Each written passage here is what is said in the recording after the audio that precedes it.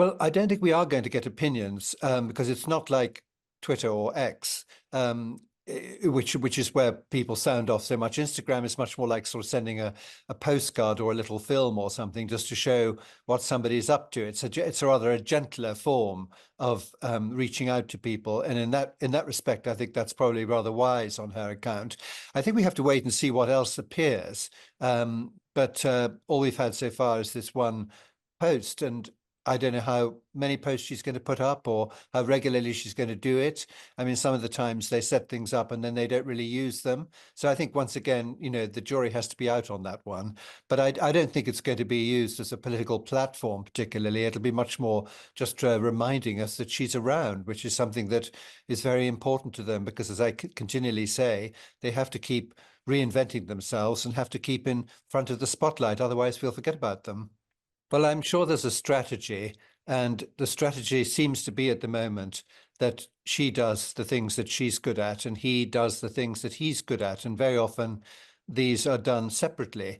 Incidentally, there was a rather interesting little clip that I spotted this morning of Prince Harry surfing, and I thought that was rather impressive. He looked rather good at that. Yes, I think probably she will do things more on her own, and I think he will as well, because I think they're both playing to their skills. He is very good with children, very good with kids, very good at, like I've, seen him playing cricket or football or kicking a ball around with children, and they love him. I mean, and he's very good at that. And that, in a sense, is what he's been trained to do.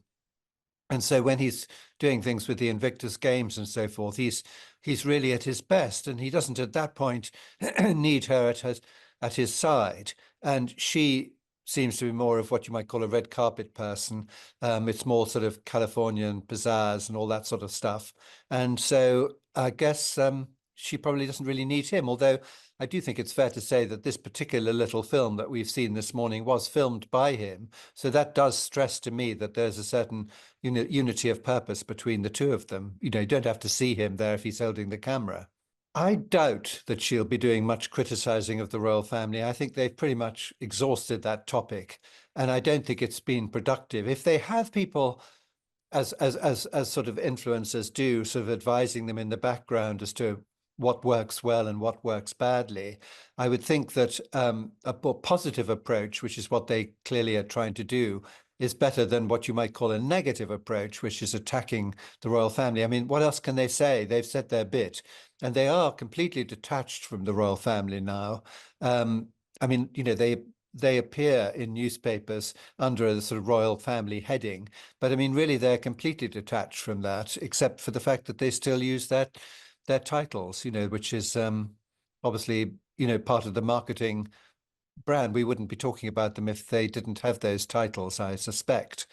So I don't think that she's going to criticize the royal family. No, I don't think there's any mileage in that for her or anybody else. Well, I don't know how much it affected him, but quite a lot of people at the age when they turn 40, they become a bit contemplative about, where they are and which direction they're going in. And he certainly turned 40 last year. And we talked at the time about the impact that might have had on him. I mean, she looked perfectly happy today, but they can't be entirely happy because they know how much people criticize them, and they mind about that. They read everything available that's written about them, and they monitor everything. So they're going to, as with anybody in public life, they're going to get a lot of flack and criticism along with the support that some people still give them. Well, we certainly know who Meghan is. I mean, if you ask anybody what the name Meghan meant, we know. But the reason that we know that, of course, is not because of her career as an actress in Suits and other things. It's because she married Prince Harry. But we know that. We've got that point now. And I think that you're right. I think that when she was over here, she didn't like being controlled. I mean, we're told that it was the palace royal comms who told her to close down her various social media accounts at the time because they were inappropriate. And I guess she didn't like that, but probably saw that that was what she had to do at the time. Now she can do exactly what she likes. So the interesting question is, is she, as Meghan, just, able to go her own path? Does she still need the Prince Harry connection? And I suspect the answer is that she does. And I think that, I've often wondered whether she has a habit of dumping people. If she did, let's say, not suggesting she's going to, but let's say she did dump Prince Harry, what would the world think? I think that would be probably treated in a rather negative sort of way. So I don't know. We'll see what happens. But I mean, yes, to answer the question once again, we certainly know who she is. She can say Meghan, and we've got it. We've got it in one. Just as in the days of Queen Elizabeth II, if you said the Queen, you didn't have to say Queen of Denmark, the Queen of the Netherlands, or anything like that. It was obviously the Queen was our Queen because everybody knew her as such all over the world. I don't think they'll need to take one look at the account, because if she says anything on there which is in any way controversial, it'll be very widely reported. So it'll reach them through another channel. As for what the royal family do with things like websites and social media, actually, when the royal website was set up, it proved a very effective way of getting the royal family sort of message across, albeit not political, but what they were actually doing. Because before that, it depended very much on what the journalists were prepared to report.